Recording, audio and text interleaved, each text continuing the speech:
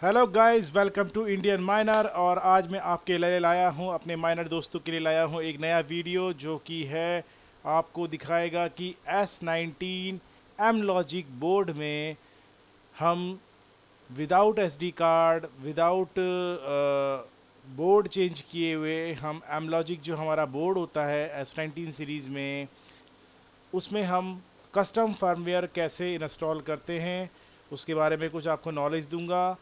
मैंने इंस्टॉल किया है अभी और मेरा कस्टम फर्मवेयर चल रहा है और काफ़ी अच्छी तरीके से चल रहा है। चलो मैं आपको दिखाता हूँ और आपको ये बताता हूँ कि हम उसे कैसे इंस्टॉल कर सकते हैं, उसमें क्या क्या फ़ीचर्स है, हमारे लिए वो कैसे यूज़फुल हो सकता है एक नॉर्मल फर्मवेयर से, और उसके फ़ीचर्स का फ़ायदा उठाया जाए। ठीक है, तो चलिए आपको ले चलता हूँ आगे अपनी वीडियो में। खोलते हैं अपना क्रोम ब्राउज़र। ठीक है, ये हमारा चल रहा है S19 Pro 100 टेरा हैश, और ये उसमें है कस्टम फर्मवेयर ब्राइंस ओएस। आपने इसके बारे में सुना होगा, पढ़ा होगा, देखा होगा।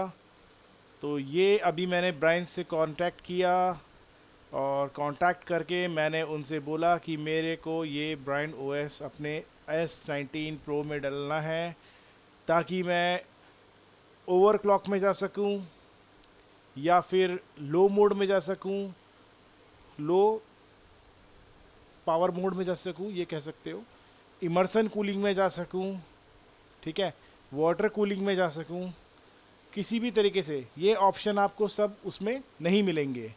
ठीक है, तो इस फर्मवेयर का बेनिफिट बहुत सारे हैं, वो आपको मैं दिखाता हूँ। ये इसका यूआई है। इस यूआई में आप देखो ये हैश रेट चल रहा है आपका ऊपर पे 93, 91। ये अभी 100 टेरा हैश क्यों नहीं दिखा रहा है?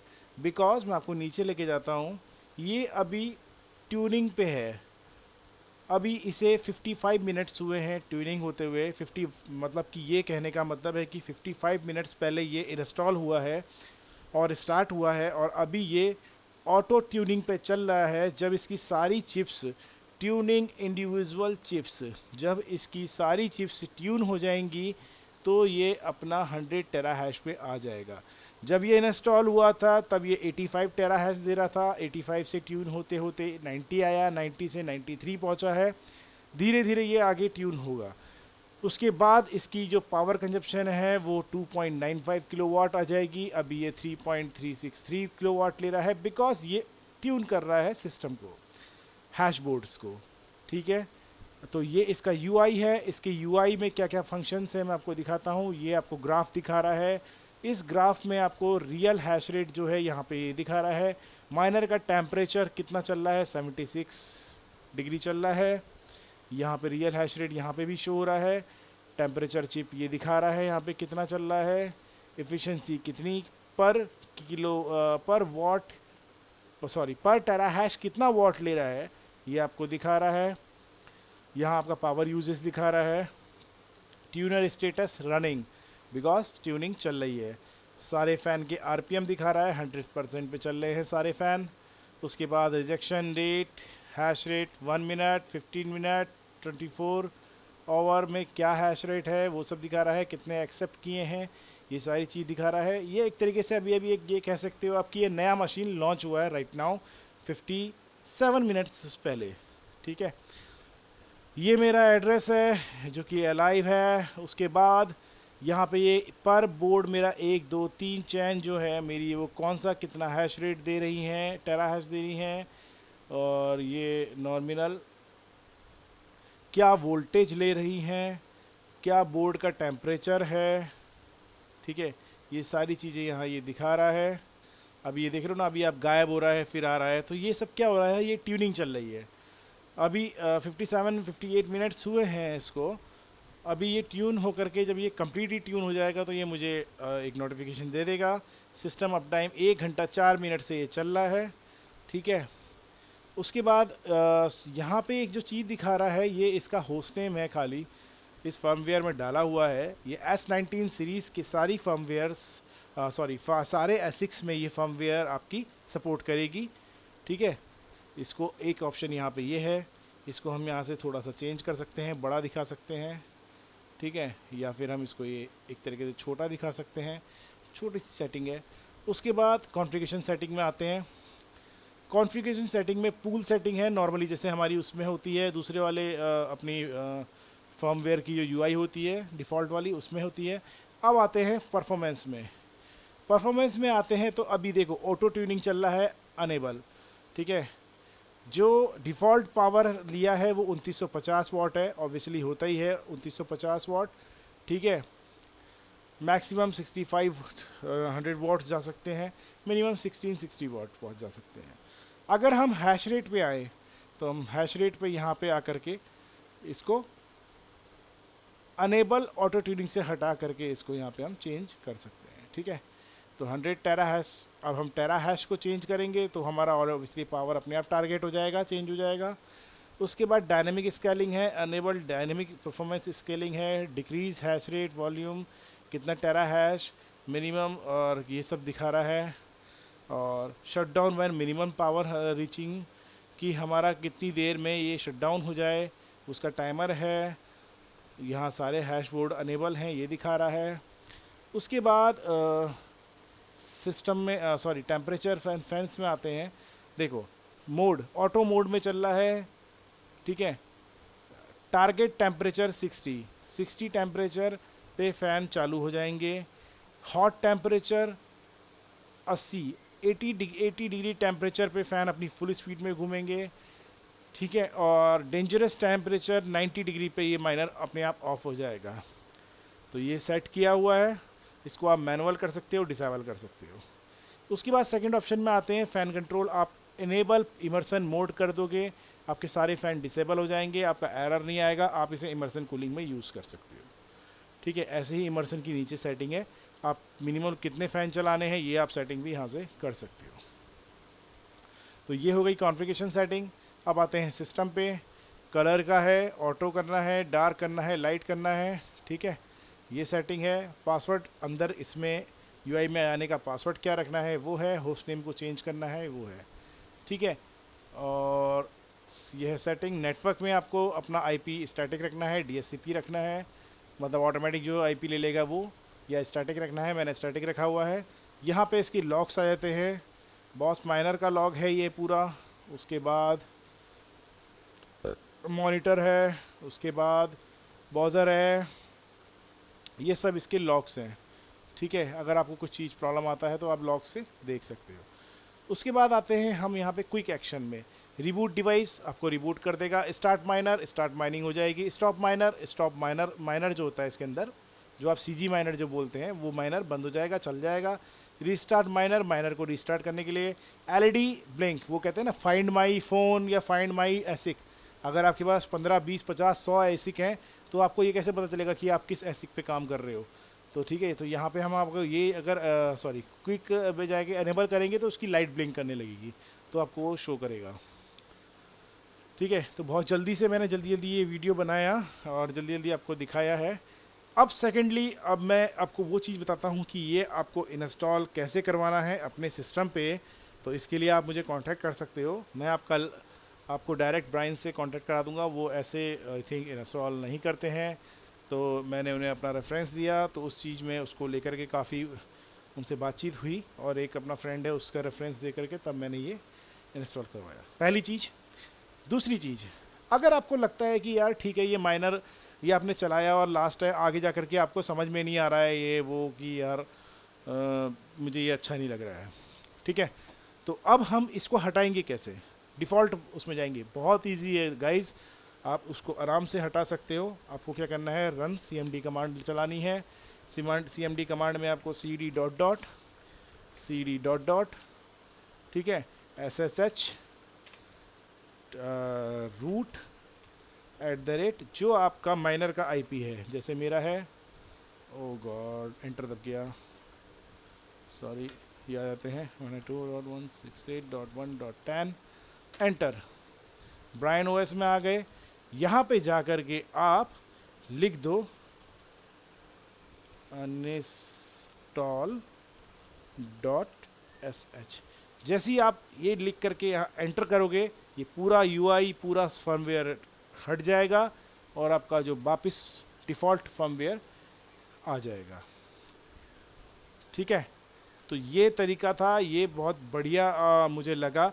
सेकेंडली देखो, आपके पास जीलिंग है, अगर बोर्ड आप जैसे कि आप जो वो होता है ना अपना एसडी कार्ड से इंस्टॉल करके आप अपना उसमें जीलिंग डालते हो, जीलिंग बोर्ड में आप अपना हाई वॉइस डालते हो, वैनिश डालते हो, ब्रांच डालते हो, या कोई भी फर्मवेयर डालते हो, सबका चार्जेस है 2.5% का हैश रेट, वो दे फी के, डेवलपमेंट फ़ी के तौर पे वो लेता है। चाहे आप हाई वोएस डालो, चाहे आप वैनिश डालो, चाहे आप ब्रांच डालो, वो 2 पॉइंट समथिंग फ़ी लेता है। ब्रांच 2.5 लेता है, आई थिंक वैनिश 2.8 लेता है। हाई वोएस का थोड़ा सा मुझे पता नहीं है, इतना मैंने गौर नहीं किया, लेकिन हाँ उसकी वेबसाइट्स में होगा, तो आप वहाँ से चेक कर सकते हो। तो ये एक तरीका है दूसरी फर्मवेयर में जाने का, तो ये बहुत सही लगा मुझे। अब मैं आपको वो चीज़ बताता हूँ कि इसमें हम ओवरक्लॉकिंग कैसे कर सकते हैं। बहुत इजी है गाइस, इसमें ओवरक्लॉकिंग हम इजीली कर सकते हैं, चाहे ये हो, चाहे वैनिश हो, चाहे हाई वोएस हो, हम इसमें ओवरक्लॉकिंग कर सकते हैं। लो ओवर अंडरक्लॉकिंग कह सकते हो, अंडरक्लॉकिंग कर सकते हैं, मतलब कि लो पावर मोड में जा सकते हैं, कुछ भी कर सकते हो आप, पूरा आप माइनर से खेल सकते हो, अपने अकॉर्डिंग माइनर को सेट करके चला सकते हो। कुछ नहीं है, बहुत सिंपल है। कॉन्फ़िगरेशन में जाना है, कॉन्फ़िगरेशन में जाके परफॉर्मेंस में जाना है, परफॉर्मेंस में जाके आपको यहाँ पे आना है। यहाँ पे आप पावर मोड में ना जाके आप हैश रेट मोड में जाओ और यहाँ पे लिख दो 115 टेरा हैश। ठीक है, मैं लिख देता हूँ लाइक 150 टेरा हैश, और यहाँ आकर के सेव कर दूँगा। तो ये जो है काय में चले जाएगा, 150 टेरा हैश पे मशीन को ऑटो ट्यून करना शुरू करेगा। बट गाइस, मेरे पास जो है पावर सप्लाई वो डिफ़ॉल्ट है। इमर्सन कूलिंग के साथ मैं उस पर सिर्फ 4000 वॉट तक जा सकता हूँ, 4000 वॉट। ठीक है, मैं यहाँ पे लिख सकता हूँ, इमर्सन कूलिंग में डालूंगा और मैं लिखूंगा यहाँ पे 4000 वॉट, तब मैं उतना चला सकता हूँ। ये भी लास्ट लिमिटेशन है, मैं कभी भी इसे रिकमेंड नहीं करूँगा। मैं जाऊँगा मैक्सिमम 3600 वॉट, या फिर मैं जाऊँगा 3500 वॉट तक। उस पर मेरा माइनर चाहे कितना भी हैश रेट दे, चाहे वो 110 टेरा हैश दे, चाहे वो 120 टेरा हैश दे। ठीक है, उससे ऊपर मैं नहीं जाना चाहूँगा। इमर्सन कूलिंग के मोड में मैं थोड़ा बहुत ऊपर चले जाऊँगा, या कोशिश करता हूँ, वैसे फिर भी मैं नहीं जाना चाहूँगा। मेरी जो अपनी सोच है, और मैं सभी को यही बताऊँगा। ठीक है, तो ये एक बहुत बढ़िया आपके पास ओएस डालने का एक ऑप्शन है, आप इसको यूज़ कर सकते हो, डाल सकते हो। 94 टेराहैश में पहुँच गया। अप्रॉक्सली इसको लगेगा 7 से 8 घंटा, समटाइम 24 घंटा भी लग सकता है, डिपेंड ऑन योर माइनर। तो मेरे हिसाब से मेरे माइनर में 94 टेराहैश ये कितने देर में पहुंच गया है, 1 घंटा 13 मिनट में। तो मेरे ख्याल से 5 घंटे में ये माइनर को मेरे ट्यून कर देगा। क्योंकि मेरा माइनर नया है, थोड़ा माइनर पे भी और हैशबोर्ड पे भी डिपेंड करता है ये चीज़। ठीक है, तो ये बहुत फास्ट मोड वीडियो थी, तो मैंने आपको सारी चीज़ें कवर कर दी। अब इसको इंस्टॉल कैसे करवाना है, कैसे वो करना है, ये करने के लिए आप मुझे टेलीग्राम पे कांटेक्ट कर सकते हो, मैं आपको सारी डिटेल्स वहाँ प्रोवाइड कर सकता हूँ। ठीक है, मेरी ऑलरेडी ब्रांड से बात हो चुकी है, अगर आप मेरे रेफरेंस से जाओगे तो वो आपका ये इंस्टॉल ज़रूर करके देंगे और आपको फुल सपोर्ट देंगे। तो guys, thank you for watching this video. आपको ये वीडियो देखने के लिए बहुत बहुत धन्यवाद। अगर आपको कोई सपोर्ट, कोई हेल्प चाहिए तो आप मुझसे कांटेक्ट कर सकते हो। सेकेंडली, जो बंदे, जो मेरे माइनर्स दोस्त मेरे से शाउट ले रहे हैं फॉर वॉइस रिड्यूसिंग, प्लीज़ थोड़ा सा अपना जो एक क्या बोलते हैं उसे, रिव्यू है, वो भी प्लीज़ ज़रूर दो। उससे मुझे अच्छा लगेगा, या फिर मुझे कुछ और चेंजेस करने हो सके तो मैं कुछ और डिज़ाइन में चेंजेस करूँगा और उसको बना करके आपको परफॉर्मेंस चेक करके आपको दूंगा। तो गाइज़, अगर आपको शाउट चाहिए तो आप मुझे कांटेक्ट कर सकते हो। सेकेंडली, अगर आपको इमर्सन कूलिंग बनाना है तो आप मुझे कांटेक्ट कर सकते हो। थर्ड, आपको अगर वाटर कूलिंग में जाना है तो भी आप मुझे कांटेक्ट कर सकते हो। ठीक है, तो वाटर कूलिंग का कॉन्सेप्ट थोड़ा सा महंगा है और अभी राइट नाउ इंडिया के हिसाब से नहीं है, मुझे ऐसा लगता है, बिकॉज जैसी गर्मी यहाँ पड़ रही है भाई, अभी भी पसीने टपक रहे हैं। तो मेरे हिसाब से immersion cooling is the best, and air cooling तो बेस्ट है ही है, बट जिसको नॉइस की प्रॉब्लम है वो नॉइस रिड्यूसर लो, श्राउड लो। ठीक है, श्राउड लेकर के उसका इनलेट और आउटलेट अपने हिसाब से एडजस्ट करो, कितना आप नॉइज़ झेल सकते हो उसके according. But right now correct है। यस, मैंने बहुत लोगों से रिव्यू लिया और ख़ुद भी मैं ऑलरेडी यूज़ कर रहा हूँ। मेरी वीडियो ऑलरेडी यूट्यूब के चैनल पे है बहुत सारी। यस, कि मेरे ड्राइंग रूम में मशीन एक मेरी लगी है और अभी जो श्राउड लगा हुआ है वो मेरे घर में नॉर्मल थिंग रहती है, कोई दिक्कत नहीं होती किसी को। ऐसा लगता है कूलर चल रहा है साइड में। सेकेंडली, आप उस श्राउड से आउटपुट बाहर निकालो।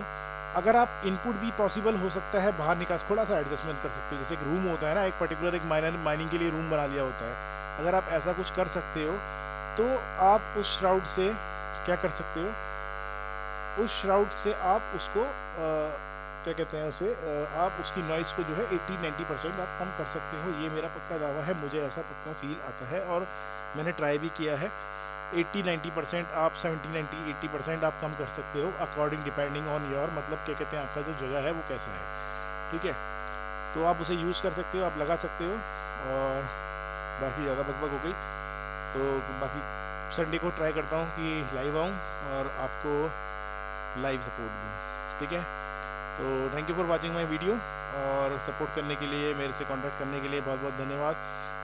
अगेन मैं आपको कहना चाहता हूँ, अगर आप ये OS यूज़ करना चाहते हो S19 में 90 टेराहैश में, S19 में 86 टेराहैश में, S19 J Pro में, S19 104 टेराहैश में, S19 J Pro 110 टेराहैश में, S19 Pro 104 टेराहैश, 100 टेराहैश, 110 टेराहैश, आप किसी भी S19 सीरीज़ में ये फर्मवेयर यूज़ करना चाहते हो तो आप मुझे कांटेक्ट करो। मैं ब्रांड से कांटेक्ट करके आपके सिस्टम में ये फर्मवेयर डलवाने का पूरा ट्राई करके आप दे दूँगा। Thank you. Till then please यार सब्सक्राइब कर लिया करो भाई लोगों, और वीडियो देखा करो यार, कुछ घंटे बढ़ा दो, वेट कर रहा हूँ जल्दी हो जाए। Thank you. चलो फिर मिलते हैं संडे को लाइव। Bye bye.